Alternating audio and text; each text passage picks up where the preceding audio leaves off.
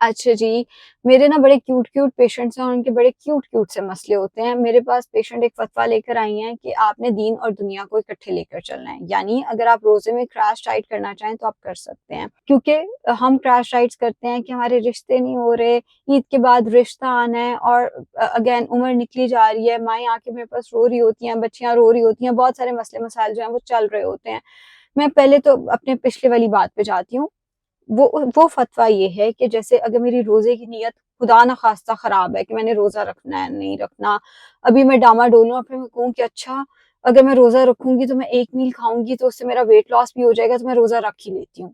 वहाँ पे रोज़ा मकरूह है। अगर आप वैसे रोज़ा रख रहे हैं और क्रैश डाइट प्लान कर रहे हैं तो उसमें जो मैंने पिछले दिनों क्रैश डाइट प्लान बताया लगाया मैंने उसमें कहा है कि उसके साथ फिर आप ना काम नहीं कर पाते। जब आप काम नहीं कर पाते तो फिर आपका रिस्क हलाल नहीं हो पाता, तो मैं उस वजह से दूसरी चीज़ है कि मैं क्रैश डाइट प्लान रिकमेंड नहीं करती। अब ये जो एक सर्टेन केस आया ना, इसमें वो माँ-बेटी दोनों मेरे पास आए और वो बहुत रोईं, माँ भी और बेटी भी, कि बहुत रिश्तों का मसला है और सारा कुछ, और ईद के बाद एक रिश्ता आना है, हम चाहते हैं कि ये किसी तरह ना हाँ हो जाए, तो प्लीज़ हमें क्रैश डाइट प्लान 10 किलो किसी तरह रमज़ान में कम करा दें, तो उसके बाद हम देख लेंगे शादी तक वगैरह-वगैरह।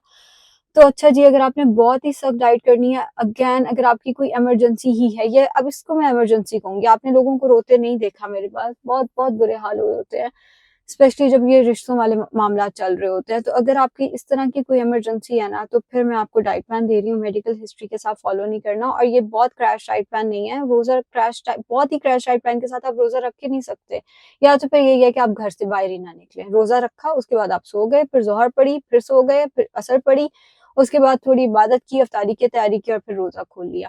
ख़ैर जी, इसमें हम सेहरी रख रहे हैं दलिये की, 4 खाने के चम्मच जौ या जई का दलिया लेना है आपने, उसको पानी में पकाना है। जब वो पक जाए तो उसके अंदर आपने 200 ml low fat milk add करना है, उसके अंदर आपने 1 बनाना ऐड करना है। मुझे पता है बनाना मना करती हूँ, इस केस में अलाउड है। इसके अंदर आपने 1 बनाना ऐड करना है, कोई मीठा वग़ैरह ऐड नहीं करना, दलिया खा लिया और साथ 1 उबला अंडा ले लिया। ये सेहरी है। सेकंड ऑप्शन होगी आपकी, 1 अंडे के अंदर 3 खाने के चम्मच ओट्स या बेसन को अच्छे से बीट करना है, उसको ऑमलेट की तरह बना लेना है, साथ आपने आधा कप दही ले लेना है बगैर मलाई के। इस दही को आप डिप के तौर पे इस्तेमाल कर सकते हो, ये दही जो है वो आप चम्मच से खा सकते हो या इसकी नमकीन लस्सी भी बना सकते हो, मीठे करना है तो आप स्टेविया डालोगे। थर्ड ऑप्शन में क्रैश डाइट प्लान, क्रैश तो खैर नहीं है लेकिन खैर थर्ड ऑप्शन इसमें मैं आपको दे रही हूँ कि आप आधी खुश्क रोटी ले लें, उसके साथ 1 अंडा, ढेर सारी सब्जियाँ डालकर और 3 से 4 खाने के चम्मच दही ले लें, अगर कोई इमरजेंसी है।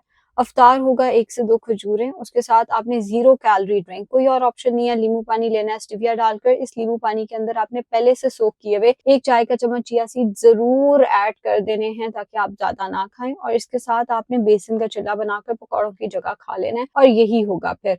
साथ में 1 मेजरिंग कप में जो फ्रूट आता है वो भी लेना है। तो 1 से 2 खजूरें हो गई, नींबू पानी हो गया, 1 मेजरिंग कप में जो फल आता है वो, फल में केला, आम, अंगूर, जापानी फल, 4 फल मना होंगे, और उसके साथ आपने 3 खाने के चम्मच बेसन लेना है, इस टाइम पे अंडा नहीं डालना, उसके अंदर चिल्ला बनाकर वो ले लेना और साथ आधा कप दही। अगर आपको ये चिल्ला नहीं लेना तो फिर आप चिकन का 1 पीस ले सकते हैं, 200 से 250 ग्राम चिकन ले लिया या बारबेक्यू या टिक्का ले लिया। अगर आपको ये भी नहीं लेना तो आप चना चाट ले सकते हैं, कच्ची सब्जियों का सलाद, उसमें 1 कप उबले चने डालकर चना चाट बना लिया, वो डिनर की जगह ले ली। हाँ, इसके बाद आपको भूख लगेगी कुछ 10 बजे के करीब। जब 10 बजे के करीब भूख लगती है तो 1 मेजरिंग कप में जो फ्रूट आता है वो ले लें, या 1 उबला हुआ अंडा और ग्रीन टी का कप ले लें। इसमें कोई बहुत ज़्यादा फिजिकल एक्टिविटी करने की ज़रूरत नहीं है, लेकिन घर से बाहर जाने की भी ज़रूरत नहीं है। एंड अगेन अगर कोई मेडिकल हिस्ट्री है, खुदा रहा इसको फॉलो नहीं करना।